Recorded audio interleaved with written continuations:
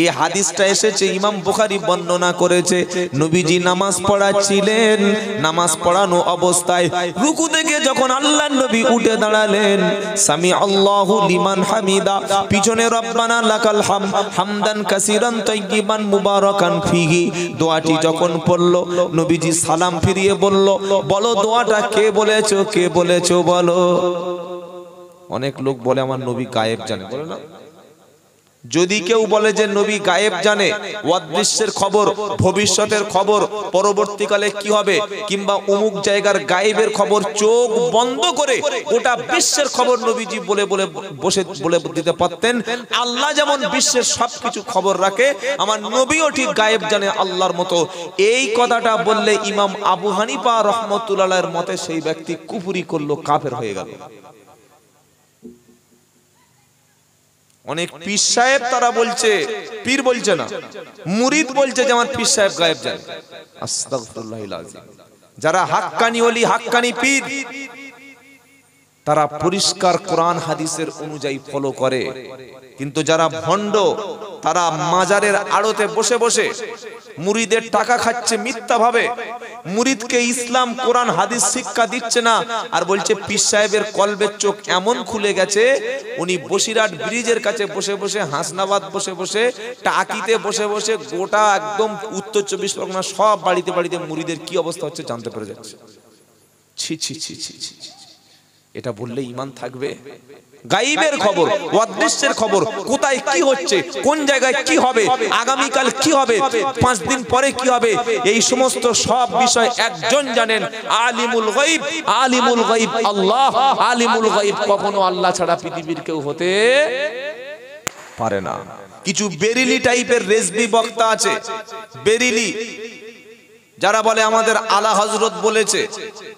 তারা কি দাবি করে যে হ্যাঁ, আল্লাহর ওলিরা এমন কিছু জিকির আছে যেগুলো করতে করতে অন্তরের চোখটা খুলে যায়।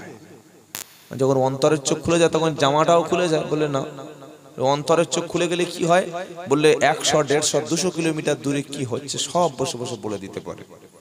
নাউযুবিল্লাহি মিন যালিক। আস্তাগফিরুল্লাহিল আযীম। একমাত্র একটাই ঈমান রাখবেন, গায়ব অদৃশ্যের খবর কে জানেন? আল্লাহ।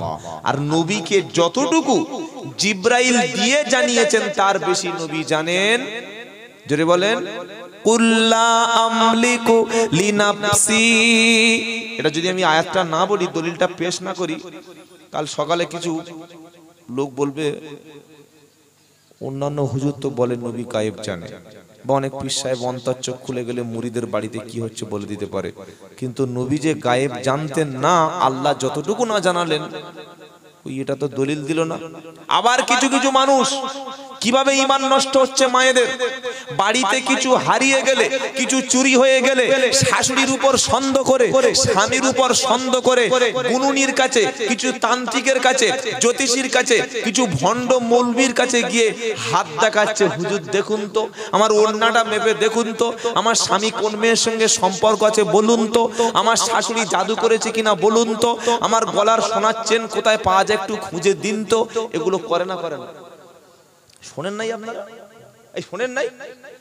উনি কাপড় মেপে মেপে সবকিছু বলে দিচ্ছে। আর আল্লাহ কি বলছে শোনো, কুল্লা আমলিকু লিনাফসি নাফআও ওয়ালা যাররান ইল্লা মা শাআল্লাহ ওয়ালাউ কুনতু আ'লামুল গায়ব লাস্তাকসারতু মিনাল খায়র ওয়া মা মাসসানিয়াস সূ।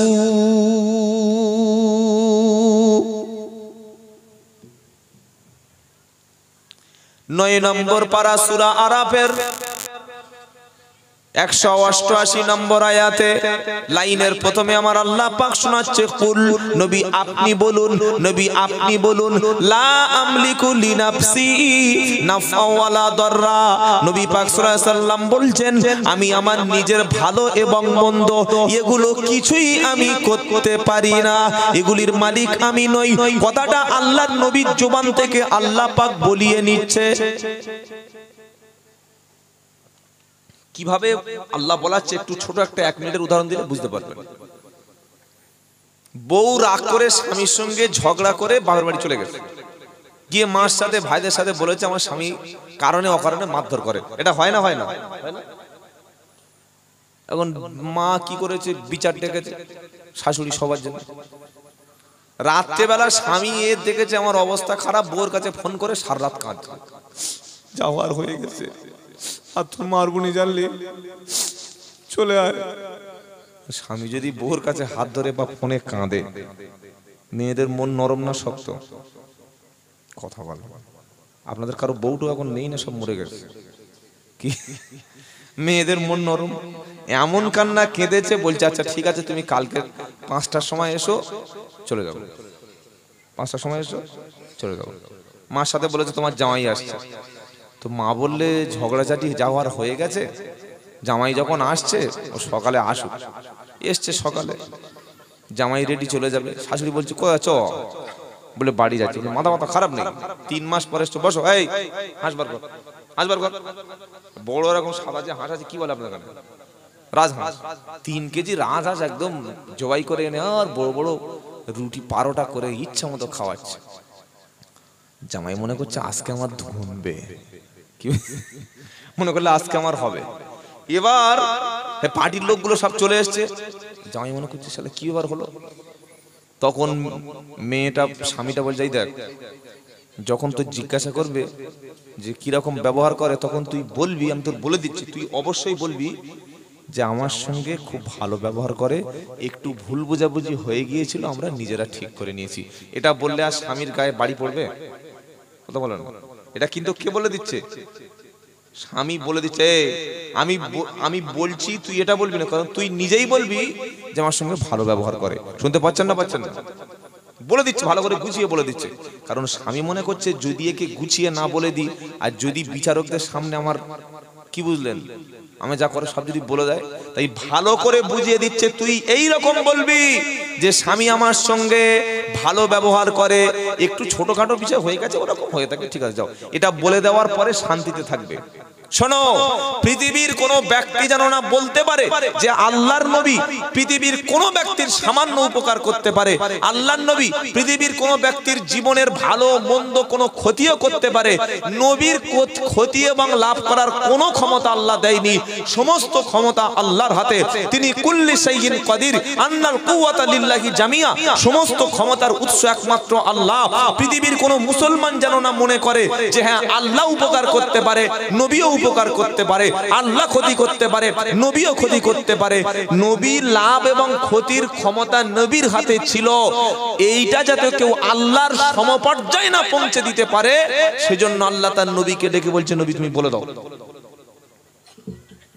কোনদিন পৃথিবীর কোন পীর সাহেব, মুফতি সাহেব, কারি সাহেব, হাফেজ সাহেব, কি বুঝলেন, ছোট ছোট হুজুর, মেজো হুজুর, বড় বড় হুজুর, মোটা মোটা হুজুর, লম্বা লম্বা হুজুর, কাউকে কখনো মনে করবেন না যে ইনি আমাকে উপকারও কিছু করে দিতে পারেন বা উনি বদদোয়া করলে আমার ক্ষতি হয়ে যাবে। বুঝতে পারছেন? এবার কোরআনটা শুনুন আর ঈমানটা মজবুত করুন। সূরা আরাফ আয়াত নম্বর বললাম 188। কুল লা আমলিকু লিনাফসি, কি সুন্দর কথা, নাফআউ ওয়ালা দাররা। আল্লাহ বলছে হাবিব আপনি বলুন, আপনি নিজের কোনো লাভ এবং ক্ষতি করার মালিক নন। নবী বলো, নবী বলছে, কি বলছে?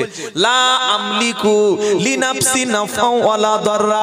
নবী বলছে আমি আমার জীবনের কোনো লাভ এবং ক্ষতি কিছু করতে পারি না, ইল্লা মাশা আল্লাহ, আমার আল্লাহ যেটা চায় সেটা হয়, আল্লাহর ইচ্ছা ছাড়া কিছুই হয় না। আল্লাহর উপরেই ভরসা করি আমি নবী, আল্লাহ চাইলেই তবে আমি কোন ব্যক্তির কিছু করতে পারি। এবার আল্লাহ পাকের নবী বলছে ওয়ালাউ কুনতু আলামুল গায়ব, যদি আমি অদৃশ্যের খবর, গায়েবের খবর, কোথায় কি হচ্ছে, কে বিপদে পড়ছে, কে শান্তিতে আছে, কে কি অবস্থায় আছে, আগামীতে ভবিষ্যতে কি হবে, এগুলো যদি আমি জানতাম, ভালো ভালো বস্তুগুলো, ভালো ভালো জিনিসগুলি, ভালো ভালো বস্তুগুলি সব আমি গ্রহণ করতাম, আর কোনো খারাপ কোনো ক্ষতি আমার জীবনে হতো না। কোন ব্যক্তি যদি জানে এখান থেকে হাসনাবাদ ব্রিজে যাওয়ার সময় রাস্তা থেকে উঠলে 500 মিটার গিয়ে গাড়ি এসে ধাক্কা মারবে, এটা কেউ যদি জানে সে রাস্তায় গাড়ি বার করবে? বলেন। যদি কেউ মনে করে যে তার ছেলে পুকুরে ভালো করে গরমের সময় 3-4 বার গোসল করে রাত্রেবেলা একটা কোল্ড ড্রিঙ্কস খাচ্ছে, কোত করে খেয়ে নিয়েছে, ও যদি বুঝতে পারতো যে ঠান্ডাটা ফ্রিজের খাবার খেলে ছেলের 500 টাকা ডাক্তার দেখিয়ে দমের কষ্ট হবে বাচ্চা ছেলে, এটা জানলে কখনো সে খাওয়াবে? জোরে বলেন। কোনোদিন এ কাজ করবে না। তো আল্লাহ পাক বলছে নবী তুমি বলো। নবী বলছে যদি আমি জানতাম আগামীতে কি হবে, তায়েফের ময়দানে গেলে কেউ ইসলাম কবুল করবে না, অথচ আমাকে মারবে, আমার শরীরে পাথর ছুটবে, রক্তাক্ত হতে হবে। নবী আমি যদি জানতাম যে তায়েফে গেলে এটাই হবে, কখনো আমি তায়েফে যেতাম না। অর্থাৎ গায়েবের খবর জেনে নিলে কখনো কোনো ক্ষতি আমার জীবনে হতো না। আমাদের জীবনে ভুলগুলো ক্ষতিগুলো কেন হয় জানি না বলে। একটা লোক বলছে আসসালামু আলাইকুম। ওয়ালাইকুম আসসালাম। ভাই 2000 টাকা দিবি ধার? এই কাল বৃহস্পতিবার দিয়ে দিচ্ছি, বৃহস্পতিবার দেবো। দিয়েছে 2000 টাকা। বৃহস্পতিবার সে ফোন করছে, ফোন তোলে না। কয়েক মাস চলে গেল, ওর বাড়িতে বিপদ, জামাই এসছে, বাড়িতে টাকা নেই। ভাবছি যদি জানতাম যে তুই এরকম ব্যবহার করবি, টাকাটা কি আর তোর দিই? আমাদের ক্ষতি হয় কেন? আমাদের বিপদ অনেক সময় হয় কেন? ওই জায়গায় কি ক্ষতি হবে এটা জানলে জীবনেই যেতাম না। কি বলছেন? এই জন্য তো ক্ষতি বিপদ হয়। আল্লাহর নবী বলছে যদি আমি জেনে নিতাম ওখানে গেলে এই ক্ষতিটা হবে, যদি আমি জেনে নিতাম ওখানে গেলে ওই সমস্যা হবে, তাহলে জীবনে আমার কোনো ক্ষতি স্পর্শ করতে পারতো না। নবী যদি গায়েবের খবর না বলতে পারে, কত বড় পীর সাহেব আছে চোখ বুজিয়ে বলে দিচ্ছে আমার মুরিদের বাড়ি আগুন লেগেছে। একটা কোরআনের আয়াত বললাম, এবার একটা হাদিস বলছি চলুন। আল্লাহর নবীর অভ্যাস ছিল তিনি যখন কোন সফরে যেতেন, কোন না কোন একটা বিবিকে সফরে নিয়ে যেতেন। বলুন সুবহানাল্লাহ। বেড়াতে যখন যাবেন, বাইরে যাবেন, নিজের বিবিকে পর্দার সঙ্গে নিয়ে যাবেন। বিবি কাছে থাকলে অন্য নারীর প্রতি আর মন চাইবে না। আর যখন বিবি কাছে থাকবে না, বাসে উঠে দেখছে যে একটা সুন্দর মেয়ে বসে আছে, বললে এই সিটটায় বসি। ট্রেনে উঠে দেখছে একটা ভালো মেয়ে বসে আছে, বললে এখানেই বসি। কি বুঝলেন? কারণ মানুষের মন সব সময় নারীদের প্রতি আকৃষ্ট হয়। হয় না? হয় না? এটা অস্বীকার করতে পারবে না, সবার হয়। নবী যাচ্ছে যুদ্ধে, সঙ্গে আছেন আম্মা জান আয়েশা সিদ্দিকা রাদিয়াল্লাহু তাআলা আনহা। ওটা ছিল বনি মুস্তালিকের অভিযান। ওখানে যুদ্ধ হয়ে যাওয়ার পর আল্লাহর নবী ফিরে আসবেন রাত্রে বেলা। সমস্ত সাহাবাদের বলেছে তোমরা তাবু খাটাও, রাত্রে বেলা ফেরা যাবে না। আম্মা জান আয়েশা সিদ্দিকা রাদিয়াল্লাহু তাআলা আনহা, তার গলায় একটা হার ছিল। হারটা রাত্রে বেলা ভোর হওয়ার আগে আয়েশা সিদ্দিকার একটু হাজতের প্রয়োজন হলো, একটু ইস্তেঞ্জার প্রয়োজন হলো, দূরে গেল। আয়েশা সিদ্দিকার গলার হারটা সঙ্গে সঙ্গে হারিয়ে গেল। তিনি খুঁজতে খুঁজতে দেরি হয়ে গেল। এসে দেখছেন যে সমস্ত সাহাবারা এক জায়গায় বসেছিল সবাই চলে গেছে, নবীও আগে চলে গেছে। কারণ নবী ছিল প্রথমে, নবী নির্দেশ দিয়েছিল সাহাবারা আয়েশা সিদ্দিকাকে তোমরা সবাই মিলে ধরে উটের পিঠে তুলে দেবে। আগে মানুষ যখন মহিলারা বাপের বাড়ি যেত, আত্মীয় স্বজনের বাড়ি যেত, রিকশা ভালো করে ঘিরে নিত, রাত্রেবেলা বাপের বাড়ি যেত। হ্যাঁ না বলুন? যারা মুরব্বী আছে জিজ্ঞাসা করো, রাত্রে বেলা ছাড়া মেয়ের আগে বাপের বাড়ি যেত না। আর এখন দিনের বেলা ভালো করে না সেজে গুজে বাড়ির বাইরে বার হবে না। স্বামী বলছে বাপের বাড়ি যাবি তো তুই অত মুখে এটা সেটা মাখছে কেন? বল তুমি কি বোঝো? চুপ চুপ চুপ চুপ। স্বামীকে বলছে তুমি কি বোঝো? এক ধাপ চুপে বসে। এত সাজা সেজেছে, রাস্তার ছেলেগুলো দেখছে আর মনে করছে আল্লাহ কার বউ? বলছে বাবলুর বউ। এত সুন্দর দেখতে বাবলুর বউ। আমি কবে কাপুরুষ হয়ে গেছি, কবে দায়ুস হয়ে গেছি আমার হিসাব নাই। তাই স্ত্রীটা আপনার আমানত, জোয়ান মেয়েটা আপনার আমানত, ওটা আপনার দায়িত্ব। যতদিন আপনার কাছে থাকবে, যখন বাড়ির বাইরে বার করবেন, তার রূপ, লাবণ্য, সৌন্দর্য কখনো পরপুরুষের সামনে তুলে ধরবেন না। বলুন ইনশাআল্লাহ। আর মহিলাদের রূপ সৌন্দর্য 90% থাকে তার চেহারায়। আপনারা কি বলছেন বলুন? এজন্য ইসলাম বলেছে নারীদের চেহারা ঢাকা বাধ্যতামূলক। চেহারা ঢাকতে হবে। আমাদের অনেক মেয়ে আছে বোরকা পরে কিন্তু মুখ ঢাকে না, প্রচন্ড শীত, পুরো সব দরজা বন্ধ করে দিয়েছে, মাথার কাছে ছোট্ট একটা জানালা খুলে রেখেছে। ঘর গরম হবে? এই বলেন না। তো গোটা চেহারা সৌন্দর্য, তো চেহারার মধ্যে দেহের সৌন্দর্য সব ডেকে মুখ খোলা, এটা পর্দা নয়, এটা পর্দা নয়। যখন আপনি আপনার মেয়েকে, স্ত্রীকে, বোনকে বাড়ির বাইরে বার করবেন, আপনি কি চান একটা লুচ্চা পুরুষ আপনার স্ত্রীকে দেখে মনে মনে আনন্দ নিক? আপনার কি মন চায় যে আরো 10টা ছেলে আপনার বোনকে দেখে মজা নিক? আপনার কি মন চায় যে আপনার সুন্দরী মেয়েটা ফার্স্ট ইয়ারে পড়ে, 18 বছর বয়স, তার 6 মাস পরে বিয়ে হবে, রাস্তার সমস্ত ছেলেগুলো, রাস্তার নক্করগুলো, রাস্তার অখাদ্যগুলো আপনার মেয়ের দিকে দেখে তারা টিটকারি করুক, তারা মনে মনে কল্পনার জগতে জেনা করুক, তারা আপনার মেয়ের পিছনে 1 কিলোমিটার ঘুরে ঘুরে যাক? এটা কি আপনি চান? যদি না চেয়ে থাকেন, যখন আপনার যুবতী কন্যা, যুবতী বোন, মাকে, মেয়েকে, বোনকে বাড়ির বাইরে বার করবেন, সাথে সাথে দেহটা ঢাকার সাথে সাথে মুখের উপর একটা নিকাব দিয়ে ঢেকে দেবেন। এটা ইসলামের আদর্শ। জোরে বলুন সুবহানাল্লাহ। এটা যদি করতে পারি আমরা যুবকেরা, এটা যদি করতে পারি আমরা বাপ হিসাবে, এটা যদি করতে পারি আমরা ছেলে হিসাবে, এটা যদি করতে পারি আমরা স্বামী হিসাবে, পৃথিবীর জমিন থেকে 90% জেনা ব্যভিচার কমে যাবে। কি বলছেন আপনারা বলুন? আল্লাহর নবী কি বলেছে? আয়েশা সিদ্দিকার নিয়ে উটের পিঠে যে হাউদা ছিল ওর ভিতরে রেখে দাও। আয়েশা সিদ্দিকা হালকা চেহারা, খাওয়া দাওয়া তেমন ছিল না। সাহাবারা মনে করলেন যে নবী আগে চলে গেছে, আর উটের পিঠে বসার জন্য মহিলাদের যে জায়গা থাকতো কাপড় দিয়ে ঘেরা, ওর মধ্যে আয়েশা সিদ্দিকা আছে, এটা মনে করে সাহাবারা চলে গেছে। আল্লাহর নবী সাল্লাল্লাহু তাআলা আলাইহি ওয়াসাল্লামের স্ত্রী আয়েশা সিদ্দিকা রাদিয়াল্লাহু তাআলা আনহা দূর থেকে হার খুঁজতে খুঁজতে দেরি হয়ে গেল। এসে দেখছে সমস্ত সাথী সঙ্গীরা, কাফেলার সবাই মদিনার দিকে চলে গেছে। আচ্ছা, ঘটনাটা বুঝতে পারছেন? এটা সূরা নূরের তাফসীর বলছি আপনাদের। আয়েশা সিদ্দিকা বললেন, তাহলে কিভাবে বাড়ি যাব? তখন তো আর মোবাইল ছিল না। এখন হারিয়ে গেলে, এই কোথায় গেলে? এই তো বাজারে। বাজার কোন জায়গা? ওই ওই ডাক্তার। ও আচ্ছা, দাঁড়া আসছে। এখন হারিয়ে গেলে খোঁজা সহজ না কঠিন? কি বুঝলেন? 1 লাখ লোক, কোথায় ভাই? এই তো স্টেজের পিছনে। আচ্ছা আচ্ছা, হাত তোল দেখি। হ্যাঁ, এই তো, ঠিক আছে, খুঁজে দেওয়া যাচ্ছে। আজ থেকে 5 বছর আগে হারিয়ে গেলে খোঁজা যে সম্ভব হতো না, কঠিন হতো। কি বলছেন বলেন? তো আয়েশা সিদ্দিকা তো ফোন নাই যে ইয়া রাসূলুল্লাহ আসসালামু আলাইকুম, হুজুর কোথায় আছেন? এই তো। ও আচ্ছা, দাঁড়ান দাঁড়ান, আমি আসছি। এরকম সিস্টেম ছিল নাকি? এ তো ইদানিং কলে। কি বুঝলেন বলেন? আয়েশা সিদ্দিকা রাদিয়াল্লাহু আনহা তিনি চুপচাপ বসে পড়লেন। তিনি ভাবলেন যারা আগে চলে গেছে তারা হয়তো খুঁজে খুঁজে না পেয়ে ফিরে এসে আমাকে নিয়ে যাবে। মুখে একটা কাপড় দিয়ে শুয়ে পড়েছে। এদিকে সকাল হয়ে গেল, মুখের কাপড়টাও পর্যন্ত ঘুমের অবস্থায় কাপড়টা সরে গেল। আল্লাহর নবীর একজন সাহাবা ছিল, নাম হলো সফওয়ান রাদিয়াল্লাহু তাআলা আনহু। নবী দায়িত্ব দিয়েছিল, সফওয়ান তুমি যখন যুদ্ধের ময়দান থেকে ফিরবে, আমি তোমাকে দায়িত্ব দিচ্ছি সবার শেষে তুমি আসবে। কারণ যদি কোনো ব্যক্তির কিছু হারিয়ে যায়, সেগুলো তুমি কুড়িয়ে কুড়িয়ে নিয়ে চলে আসবে। তোমার দায়িত্ব হলো হারানো বস্তুগুলো খুঁজে খুঁজে আনা।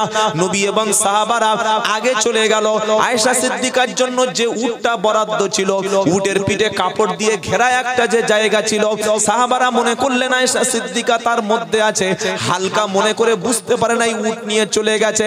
এদিকে আয়েশা সিদ্দিকা রাদিয়াল্লাহু তাআলা আনহা, সকাল যখন হয়ে গেল, সফওয়ান রাদিয়াল্লাহু তাআলা আনহু দূর থেকে এসে দেখেন একটা মহিলা শুয়ে আছে, কাছ থেকে এসে দেখেন আয়েশা সিদ্দিকা শুয়ে আছে।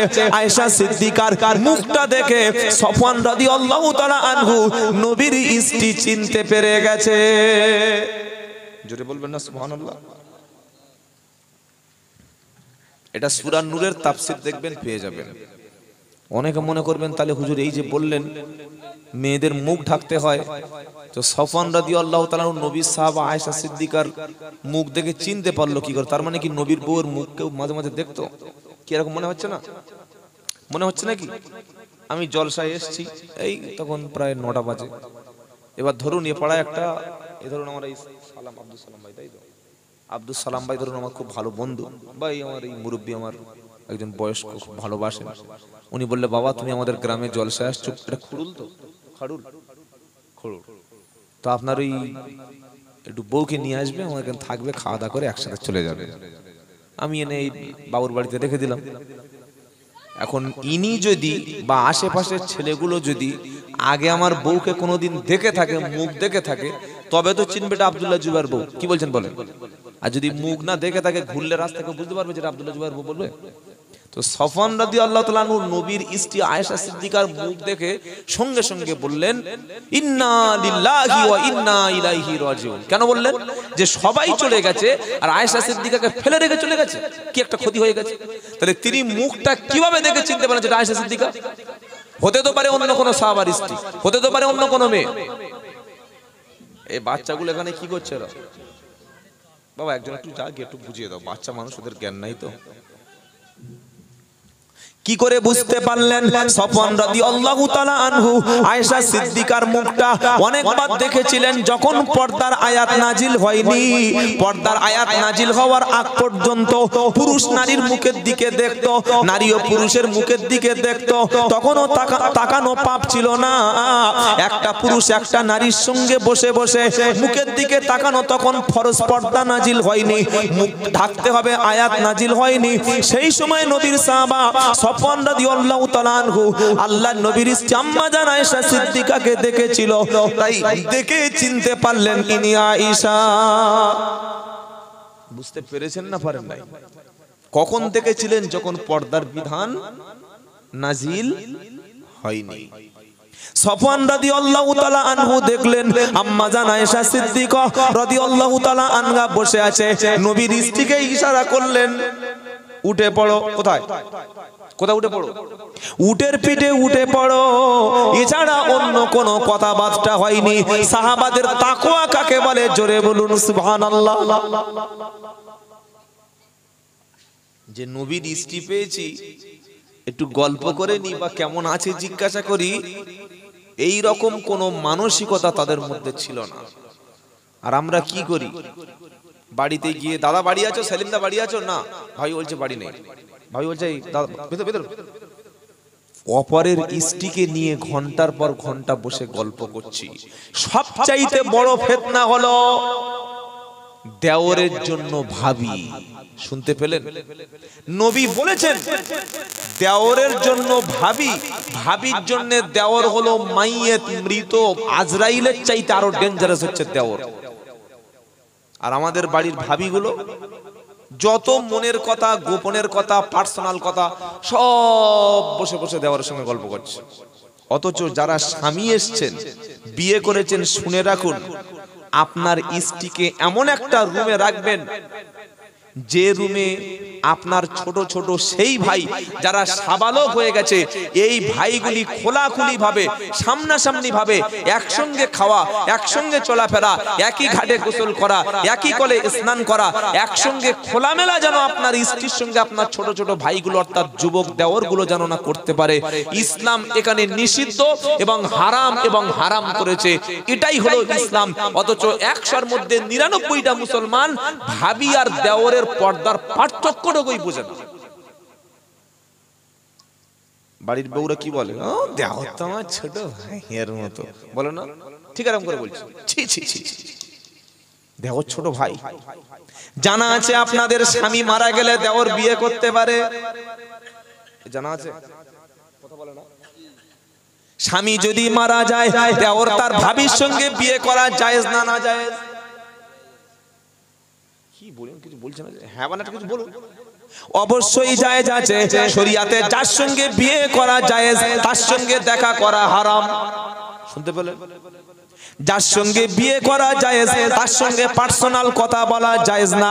যার সঙ্গে বিয়ে করা চলে, তার সামনে গিয়ে গল্প করা জায়েজ না। সেজন্য দেওর আর ভাবির বিয়ে করা চলে। ভাই যদি মারা যায়, অনেক এলাকায় দেখবেন বড় ভাই রোড অ্যাক্সিডেন্টে মারা যায়, বড় ভাই ক্যান্সারে মারা গেলে দেওরও উপযুক্ত আছে। ভাবির সবে একটা ছেলে, শাশুড়ি বা পাড়ার ছেলেরা বলছে, দেখ এই তো ছোটবেলা থেকে বৌমাটা এখানে এসেছে, স্বামী মারা গেছে, দেওর উপযুক্ত আছে, তোর বউয়ের সঙ্গে বিয়ে দে। এটা হয় নাকি আমি বানিয়ে বলছি? জোরে বলেন।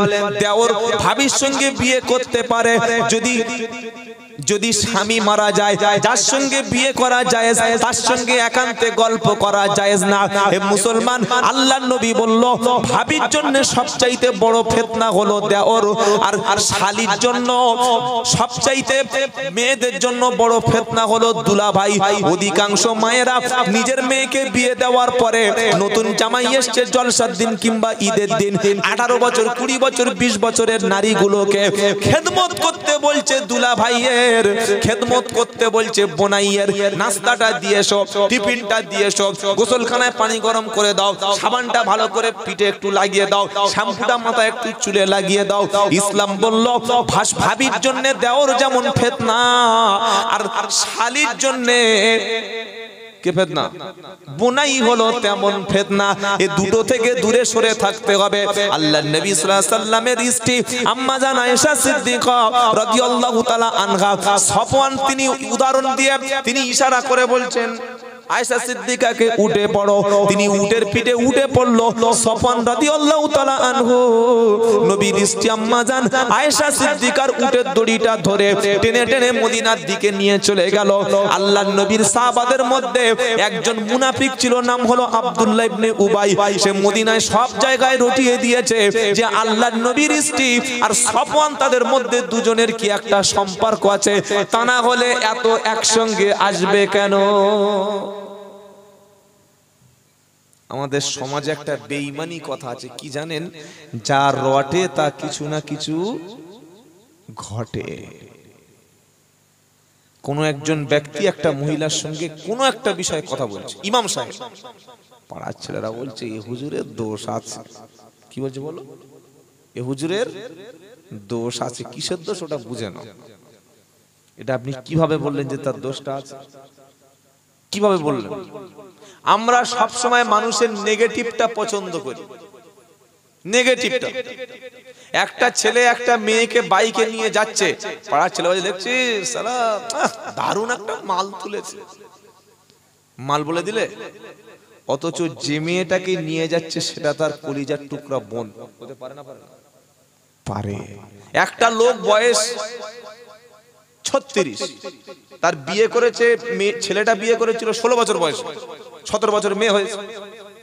তো এই 36 বছরের বয়সের লোকটা মাথা একটু হালকা টাক পড়ে গেছে, তার মেয়েটা তার স্ত্রীর সমতুল্য ওই রকম বয়সের লাগবে না? লাগবে না? লাগবে না? মেয়ে নিয়ে এখন সন্ধ্যার পরে ডাক্তারখানা যাচ্ছে, পাড়ার ছেলেরা বলছে শালা ভালো মাল পটিয়ে নিল তো, বলে দিলে। আমরা ভিতরের খবরটা যাচাই করি না, কোন মানুষের বাইরে দেখে আমরা মূল্যায়ন করি, বাইরের দেখে আমরা তাকে কথা বলতে শুরু করি। এজন্য ইসলামের সবচাইতে বড় গুনাহের কাজের মধ্যে একটা হলো কোন মানুষের দোষ ত্রুটি ভিতরের গোপন খবরগুলো নিয়ে চর্চা করা। এটা হারাম। কেউ যদি নিজের ভাইকে জবাই করে, ভাইয়ের জবাইয়ের মাংসটা গ্যাসে ভালো করে রান্না করে, প্রেসার কুকারে সিদ্ধ করে নরম করে চিবিয়ে চিবিয়ে খায়, এর চাইতে বড় পাপ হলো যে মুসলমানটা আপনার সামনে নাই, তার দোষের কথা কিংবা তার নামে কোনো কথা আপনি অন্য ভাইয়ের কাছে, অন্য সমাজেতে, তার অবর্তমানে, তার মানে অ্যাবসেন্টে আপনি তার দোষগুলো বর্ণনা করছেন। মরা ভাইয়ের মাংস খাওয়ার চাইতে বড় অপরাধ হলো মুসলমানের দোষ তুলি বার করা। এই কাজটা কে করেন? একজন নাম হাত তুলে বলুন যে আমি করি না। পীর সাহেব, মুফতি সাহেব, ফকির সাহেব সবাই দায়ী আছে। একটা পীর সাহেবের কাছে গিয়ে আরেকটা পীর সাহেবের নাম বলুন, বললে ও পীর, ওর কোনো কেরামতি আছে? আমি তো পীর। কি বলছেন বলুন? আমার কাছে যদি কেউ বলে মুখ বক্তাটা কেমন, ও দাওয়াত করে, আমি সবচাইতে বড় বক্তা, প্রধান বক্তা, হাজার হাজার লোক আমার ভালোবাসে। একটা ডাক্তার কাছে গিয়ে বলুন ডাক্তারটা কেমন, কি এই ওষুধ দিয়েছে, ও ডাক্তার?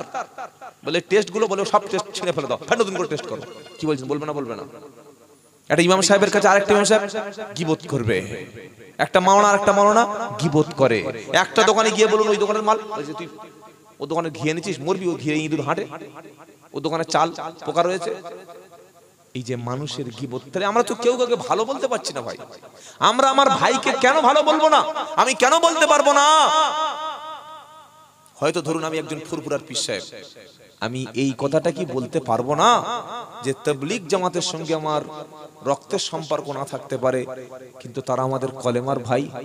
তারা পকেটের টাকা খরচ করে বিভিন্ন মসজিদে মানুষের কাছে গিয়ে ধারে ধারে কোরআন শিক্ষা দিচ্ছে, বেনামাজিকে নামাজি বানাচ্ছে, বেরোজগারকে রোজা শেখাচ্ছে, কোরআন জানার নামার থেকে কোরআন শেখাচ্ছে, কাপড় কিভাবে পরতে হয় শেখাচ্ছে। এটা বললে মুরিদ সব চলে যাবে। আমি তাবলীগ জামাতের একজন আমির সাহেব, একজন হাক্কানি পীর সাহেব ফুরবা শরীফ থেকে এসেছে, আমি বলে দেব পীর মানে সব ভণ্ড, পীর মানে সব জালিয়াত, এটা বলবো আমি? কেন আমাদের মধ্যে এই সংকীর্ণতা ভাই? আপনাদের অসুবিধা হচ্ছে না তো? মনটাকে মাইন্ডটাকে বড় করুন। বলে দিচ্ছে আমার হক সিলসিলা, কেউ বলছে আমার হক জামাত, একটাই জান্নাতি বাকি সব জাহান্নামী। তুই জাহান্নামের ডিলারশিপ নিয়েছিস না জান্নাতের এজেন্সি নিয়েছিস ভাই? এটা যেন জীবনে আমাদের মধ্যে না থাকে। জান্নাতি আর জাহান্নামী এই ফয়সালাটা করবেন কে? আল্লাহ আল্লাহ আল্লাহ। কোন পীরকে দায়িত্ব দেয়নি যে 2 লাখ এজেন্সি দিচ্ছি, 2 লাখ তোমার এজেন্ট করে দিচ্ছি, 2 লাখ মুরিদকে জান্নাতে নিয়ে যাবে। কোন আমির সাহেবকে দায়িত্ব দেওয়া হয়নি তুমি আমির সাহেব 5000 লোককে নিয়ে জান্নাতে যাবে, দায়িত্ব দেওয়া আছে কারো? বরং আমাদের কি দায়িত্ব জানেন? কুনতুম খায়রা উম্মাতিন উখরিজাত লিন-নাস তা'মুরুনা বিল মা'রুফি ওয়া তানহাউনা আনিল তুমি বলো আনিল মুনকার। চতুর্থ পারা সূরা আল ইমরানের 110 নম্বর আয়াতে। তো কুনতুম, কি সুন্দর কথা, কুনতুম খায়রা উম্মাতিন উখরিজাত লিন-নাস তা'মুরুনা বিল মা'রুফি ওয়া তানহাউনা আনিল মুনকার। জোরে বলো সুবহানাল্লাহ। আল্লাহ বলছে তোমরা তো উত্তম উম্মত, খায়রে উমাম, তোমরা হলো উম্মতের মধ্যে সেরা, তোমরা হলো আমার বান্দাদের মধ্যে সেরা, তোমরা উত্তম উম্মত। কারণ আমি আল্লাহ সমস্ত উম্মতদের মধ্যে, সমস্ত বান্দাদের মধ্যে ছাঁটাই করে বাছাই করে তোমাকে খ্রিস্টানের ঘরে বানাতে পারতাম, ইহুদির বাচ্চা তৈরি করে দিতে পারতাম, তোমাকে হিন্দুর ঘরে জন্ম দিতে পারতাম। তুমি রাম চিনতে, কালী চিনতে, সরস্বতী চিনতে, আল্লাহ এবং রাসূল কখনো চিনতে না। তোমাকে খ্রিস্টানের বাচ্চা লিটন, সিটন, হ্যাট, কট বিভিন্ন নাম দিয়ে তোমাকে পাঠাতে পারতাম। তুমি আল্লাহ চিনতে না, রাসূল চিনতে না। তোমাকে বার করেছি আমি আল্লাহ বেছে বেছে উম্মতে মুহাম্মাদি করে। জোরে বলো সুবহানাল্লাহ। বললে হুজুর আল্লাহ কেন বার করলে আমাকে? তো দায়িত্ব দিয়েছি দুটি। কি দায়িত্ব? তা'মুরুনা বিল মা'রুফি ওয়া তানহাউনা আনিল মুনকার। সৎ কাজের আদেশ করবে, অসৎ কাজ থেকে মানুষকে ফেরাবে। দায়িত্ব কটা? জোরে বলো। দায়িত্ব হলো দুটি। জোরে বলো না, কটা দায়িত্ব আমাদের? একটা হলো সৎ কাজের আদেশ, আরেকটা হলো অসৎ কাজ থেকে ফেরানো। বললে হুজুর এই কাজটা যদি কেউ করে, যদি কেউ নামাজের কথা বলে, মানুষকে কোরআন শিক্ষা দেয়, বেনামাজিকে নামাজি বানায়, মদখোরকে আল্লাহ রাস্তায় তুলে আনে, বেনামাজিকে ধরে ধরে দিন ইসলাম শিখিয়ে দেয়, এই কাজটা সত্যি যারা করে তারা কি খুব খারাপ লোক? কোরআন শোনাচ্ছে ওয়ালতাকুম মিনকুম উম্মাতুন ইয়াদউনা ইলাল খায়র ইয়া'মুরুনা বিল মা'রুফি ওয়া ইয়ানহাউনা আনিল মুনকার উলাইকা হুমুল মুফলিহুন। চতুর্থ পারা দ্বিতীয় পৃষ্ঠা 6-7 নম্বর লাইনের 105 নম্বর আয়াত। সূরার নাম সূরা আল ইমরান। ওয়ালতাকুম মিনকুম উম্মাতুন ইয়াদউনা ইলাল খায়র ইয়া'মুরুনা বিল মা'রুফি ওয়া ইয়ানহাউনা আনিল মুনকার। আল্লাহ পাক বলছে তোমাদের মধ্যে, তোমাদের সমাজে, তোমাদের মহল্লাতে, তোমাদের পাড়াতে এমন একটা দল, এমন একটা টিম থাকবে, এমন একটা সোসাইটি থাকবে, এমন কিছু ব্যক্তি থাকবে যারা মানুষকে কল্যাণের দিকে ডাক দেবে। জোরে বলুন না সুবহানাল্লাহ। এই যে ছেলেরা দিন রাত পরিশ্রম করে একটা মজলিসের ব্যবস্থা করেছেন, আল্লাহর দিকে ডাকার একটা মাধ্যম। বলুন সুবহানাল্লাহ। মসজিদের কমিটি, ইমাম সাহেব, ভাই মসজিদের কমিটি তো তারাই থাকবে যারা মসজিদ করে খালি বলবে না আমি সেক্রেটারি, আমি ক্যাশিয়ার, আমি সভাপতি, তারা কি করবে? প্রত্যেকটা বাড়িতে যদি বেনামাজি থাকে, ক্যাশিয়ার, সেক্রেটারি, সভাপতি সাহেব মিটিং ডাকবে, জুমার পরে সবাই বসো। ওই বাড়ির ছেলেটা কেন নামাজ পড়ছে না, ওই বাড়ির ছেলেটা কেন কোরআন জানে না, তাদের বাড়ি 6 জন ব্যক্তি, 2টো বেটা ছেলে কাজে যায়, আরো তো 4 জন বাড়ি থাকে, আজান হয়ে গেলে তাদের বাড়ি থেকে কেন 4 জন পুরুষ মসজিদে আসে না, এটা নিয়ে মসজিদে মিটিং ডাকবে। কোনোদিন মিটিং ডেকেছে এই বিষয়ে শুনেছেন? কথা বলে না যে আমাদের পাড়ায় 50টা মুসলমান, 10 জন নামাজি, ফজরে 3 জন, জোহরে 4 জন, আসরে 6 জন, মাগরিবে 7 জন, কেউ আসে না, একটা মিটিং ডাকি, শুনেছেন কোনোদিন? মসজিদ ছাদ ফেলার জন্য মিটিং ডাকবে, প্লাস্টারের জন্য মিটিং ডাকবে, ইমাম পাল্টানোর জন্য মিটিং ডাকবে, ইমামের বেতন বাড়ানো কমানোর জন্য মিটিং ডাকবে। কি বলছেন, ডাকে না ডাকে না? কোনোদিন তো আজ পর্যন্ত শুনলাম না যে মসজিদের মহল্লায় ছেলেগুলো বেনামাজি, ছেলেগুলো কোরআন জানে না, পায়ে দেখে কালো সুতো পরে ঘুরছে, মুসলমানের ছেলে। কি হলো রে ভাই? বলে স্টাইল। পায়ে কালো সুতো কোনোদিন স্টাইল হয়? তো ছাগলের মতো স্টাইল, গরু কথা করে। চুল কেটেছে ঈদের সময় 700 টাকা, 800 টাকা, 500 টাকা, 300 টাকা। ওই চুলটা কাটতে আমার মতো লোকের 10 মিনিট সময় লাগবে না। সামনের গুলো হাত দেয় নাই, এখান থেকে কামিয়ে এই রকম, এখান থেকে ছেটে এরকম, ঠিক সেই খেজুর গাছে শিউলিরা যেরকম খেজুর কাটা দেখেছেন, ওই রকম ডিজাইনের। শয়তান কারে বলে? তো একে যদি আমি বলি তুই শয়তান, তুই চুল কেটেছিস শয়তানের মতো, বললে জীবনে আরো হেদায়েত হবে? ওর কাছে গিয়ে কি বলতে হবে জানেন? আসসালামু আলাইকুম ভাই, উফ তো চুলটা যা লাগছে না, দারুণ লাগছে। বললে ভালো লাগছে? হ্যাঁ চল মসজিদে যাই, আমার কাপড়টা একটু নাপাক। তো ঠিক আছে, যা, আমি বসে আছি, তুই কাপড়টা একটু পাল্টে আয়। বাড়িতে লুঙ্গি আছে না? আমার লুঙ্গি দেবো। বলছে না আছে। লুঙ্গিটা পরে আয়। পাঞ্জাবিটা ঠিক আছে? বললে হ্যাঁ পাঞ্জাবি ধোয়া কাঁচা। যা, উজু করতে পারিস? বললে সেই একবার বিয়ের সময় করেছিল, মানে বিয়ের পর থেকে জীবনে উজু করেনি, কি মাল একবার বোঝো খালি। তো বলে চল তোর উজু শিখিয়ে দেবো। আপনি যদি বলেন এই উজু জানিস না, নামাজ জানিস না, গোসল জানিস না, তুই বেনামাজি, কাফের, হেদায়েত হবে? হেদায়েত হবে না। তাড়িয়ে দিও না, উজুটা শিখিয়ে দিলেন, কাপড়টা বললেন যে গাঁটের উপরে তুলে পরো। পুরুষের জন্য গাঁটের উপরে পোশাক পরা জায়েজ, জায়েজ না। আর গাঁটের নিচে পুরুষের জন্য পোশাক পরা জায়েজ না। আর পায়ের গাঁটের উপরে নারীর জন্য পোশাক পরা জায়েজ না। শিখিয়ে দিলেন। ভাই নামাজ জানিস? কোথায় নামাজ শিখবো? নামাজ আমার বাড়িতে কেউ পড়ে?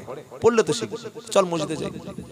আসরের নামাজের পরে বসলেন, বসে তাকে 4 রাকাত ফরজ, 4 রাকাত সুন্নাত, 2 রাকাত সুন্নাতের নামাজটা একটু বুঝিয়ে দিলেন।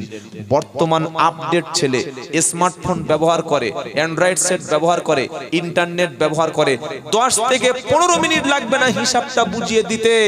এই রকম কাজ যারা করতে শুরু করেছে, ইনশাআল্লাহ এই কাজ করবে যারা, আল্লাহর নবী বলছেন তারা সফল, তারা জান্নাতি। জোরে বলুন সুবহানাল্লাহ।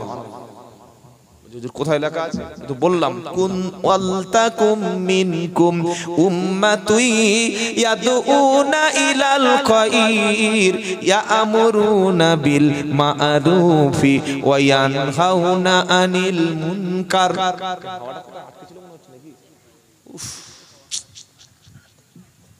কপাল থেকে ঘাম ঝরছে আর হাওয়া বুঝতে পারছি না। কি বুঝলেন? একটা লোক বলছে এত পাকা চলছে, হাওয়া হচ্ছে না। তো পাকার তলায় বসে হাওয়া হবে করতে। কি বুঝলেন বলেন? তো যাই হোক বাবাজিরা, সোনা লালেরা, আল্লাহ কি বলছে?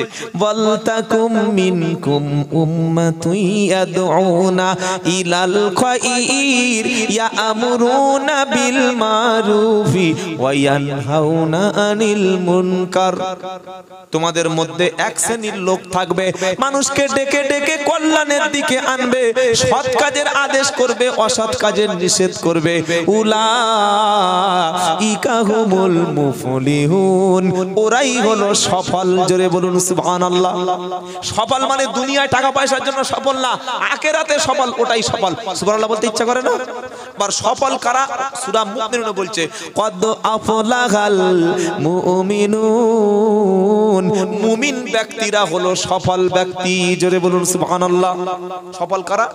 মুমিনেরা। আবার সূরা বাকারার প্রথমে আল্লাহ বলেছে আল আলিফ লাম লাম মিম দালিকাল কিতাবু লা রাইবা ফীহি হুদাল লিল মুত্তাকিন আল্লাযীনা ইউমিনুনা বিল গায়বি ওয়া ইউকিমুনাস সালাতা ওয়া মিম্মা রাযাকনাহুম ইনফিকুন। এই আমার আগে যিনি হযরত বয়ান করছিলেন, বক্তব্য করছিলেন, এই সূরা বাকারার প্রথম অংশ তাফসীর করছিলেন, মনে আছে? বলেছেন না, বলে নাই?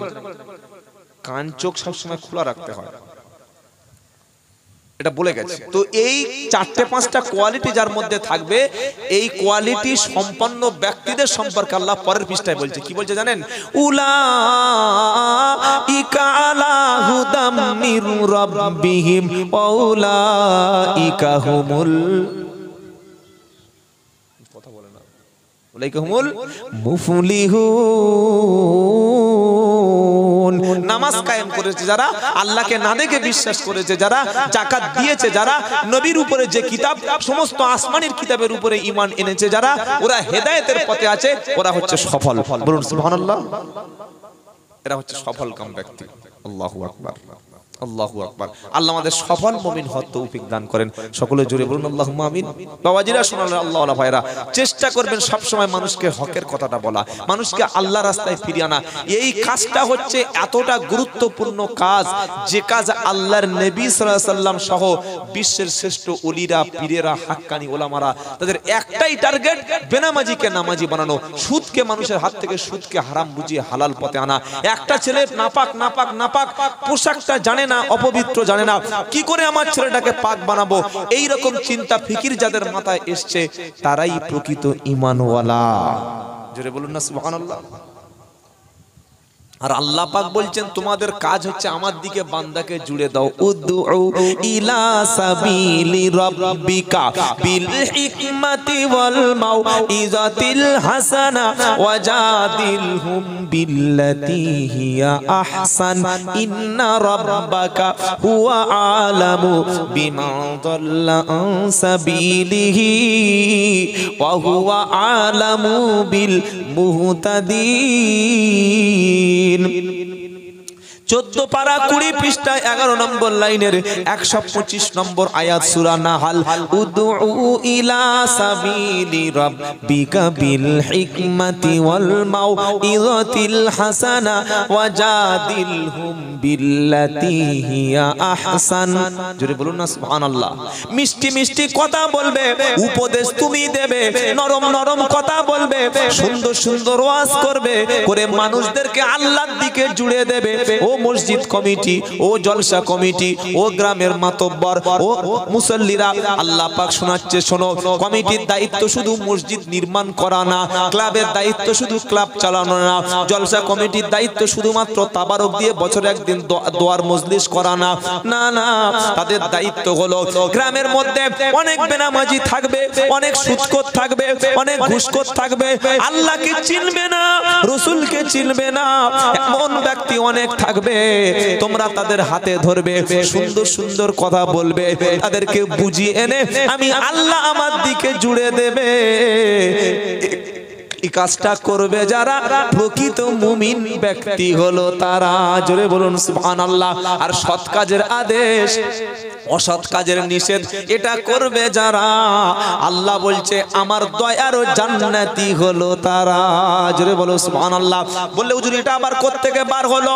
তো কোরআন বলছে ওয়াল মুমিনুনা ওয়াল মুমিনাতু বা'দুহুম আউলিয়াউ বা'দ ইয়া'মুরুনা বিল মা'রুফি ওয়া ইয়ানহাউনা আনিল মুনকার ওয়া ইউকিমুনাস সালাতা ওয়া ইউতিউনাজ যাকাতা ওয়া ইউতিউনাল্লাহা ওয়া রাসূলাহু উলাইকা সায়ারহামুহুমুল্লাহ।